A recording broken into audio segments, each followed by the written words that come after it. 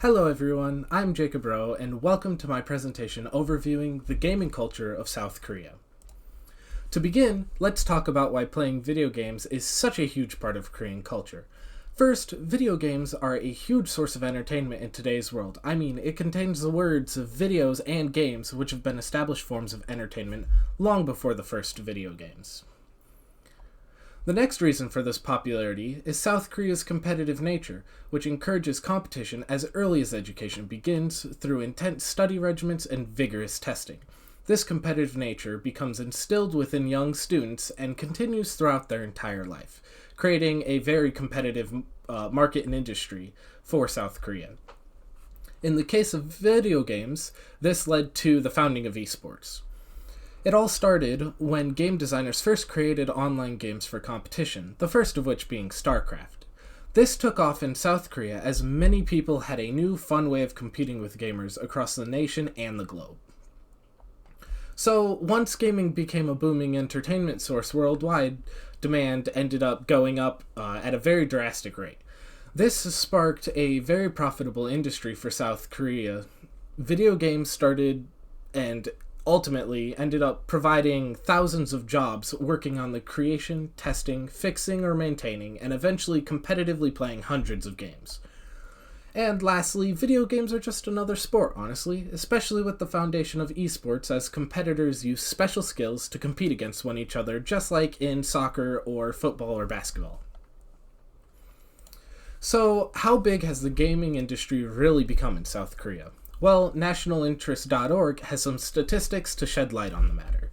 The studies in 2018 found that the South Korean video game industry was worth about $6.4 billion, totaling 8.8% of the total trade surplus for the country. This industry has grown to be so massive due to video games becoming 67.2% of South Korea's cultural content, which is a huge number, with this includes tens of millions of viewers watching events from all across the globe and in large stadiums. To put this all into perspective, for some of you who may not understand these astronomical statistics, I will use an individual to represent the wealth of this new market. A man that goes by the nickname Faker is the world's best League of Legends player, winning the World Cup multiple times in a row now. Faker currently makes about $4.6 million in yearly salary. This is due to his winnings and sponsorships that he gets from companies like Razer and Logitech. Now, comparing this League of Legends competitor to top athletes within the NFL, who you would think make about the same with their sponsorships from Nike and Adidas and doing the same sort of competitions, they actually only make about $2.7 million a year, which just truly shows how big the gaming industry has become over its very quick journey. So, the growth of gaming culture, esports, and the video game industry of South Korea has internet cafes to thank for their vast wealth and influence. Currently known as PC bangs, these businesses offer cheap public computer access where customers pay hourly to use a computer. These computers are maintained, kept up to date, and typically have any big title games people would like to play to increase their customer and their revenue. PC bangs encourage hundreds of gamers every day to refine their skills in public competitions with friends while maintaining great profits. These businesses allow almost anyone to use a computer for business or play at a very cheap rate, as PC bangs make most of their profit from running side cafes to feed hungry customers. Their hourly rates are typically around $1 per hour for US currency. The business plan is actually very simple. People would come use the computers for longer if hourly costs were low. The increased amount of time spent in a PC bang meant customers would get hungry and order food to eat. This generates profits for the business, and this overall ended up leading PC bangs to make about $161.1 million in annual sales in the year 2018, raising the industry to an accumulative value of $1.83 trillion, which is an absolutely massive industry for being outside of the actual video game companies themselves. And they have branched out to having around 11,801 outlets nationwide. So with all this gaming going on in South Korea, a very heavy debate started over individuals who became addicted to video games. A proposed mental health disorder called gaming disorder would classify individuals heavily addicted to video games that suffered health consequences from the constant gaming. In extreme cases, these consequences involved a lack of sleep or food, with some of the cases leading to an individual's death. A very unique case in 2009 ended with a couple being imprisoned for negligent homicide as their infant daughter died of malnutrition due to excessive gaming. These are very extreme and rare cases, though, as most people would never starve or die of lacking of sleep, as that takes about 11 days to do, give or take. Despite these few extreme cases of gaming disorder, many people believe the proposed disorder actually lacks requirements to be a medical condition.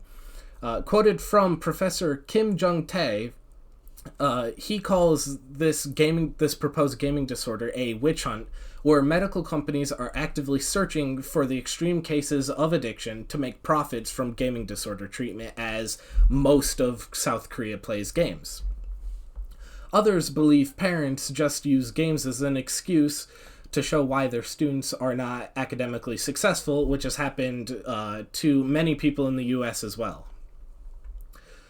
The extreme examples I have given are not only caused by video games, though. Individuals have been found to have underlying health conditions or other tendencies like addiction commonly running within the family, making them susceptible to having these drastic consequences. There are quite a few consequences to creating this gaming disorder, which primarily involve a mislabeling of gamers. And it, like, normal recreational gamers would be labeled as addicted just for spending 3 or 4 hours on a game straight, when that's typical playtime for most people within their teens and early 20s. While this can also potentially create a crash within the South Korean gaming industry, which is predicted to reduce revenue by $9 billion and cost around 8,700 jobs. So, most people's perspectives on it that I have found is much like alcohol. Video game companies should not be blamed for the addiction problem, if there is one at all, which people have been blaming video game companies. Addiction is caused by the user in many cases, not the games themselves. It is true playing games causes a neurological response for pleasure and reward, but this is all the same as reaching a personally set goal or winning a game, which is exactly what most gaming is winning or losing a physical game. Gamers typically play games just to escape harsh realities that they face on a day-to-day basis, like a break from school and academic stress. Regardless of gaming disorder and the threat of a collapse in the gaming industry, the South Korean education system has actually began implementing video games into their schools, though. This all started when teachers had issues of students coming into class tired and unprepared to succeed due to late-night gaming. I mean, it's kind of convenient to call it late-night gaming when you get out of school at like 10 p.m. anyway. I would assume all gaming is late-night gaming at that point. So, to solve this, some schools created gaming classes or teams to compete in leagues. This improved students' mentalities during school as they temporarily got a break from the high expectations and long lectures from traditional school.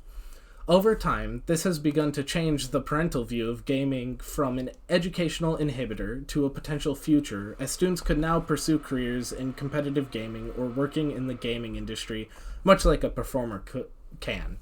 Which is absolutely huge, because as many people around the world that play video games, it's the number one thing that parents blame, is they instantly go, oh, you play too many video games, you should spend it studying, when actually the student is most likely just stressed out from studying, so they're playing games to take a break and escape that for a hot second. So, finishing up, here are all of my references that I used for the entire presentation. I will most likely have them linked in the description of the video, so you can actually click on the links and follow through and see where I got all of my information. And finally, thank you all for watching my presentation, and I hope you have a great day.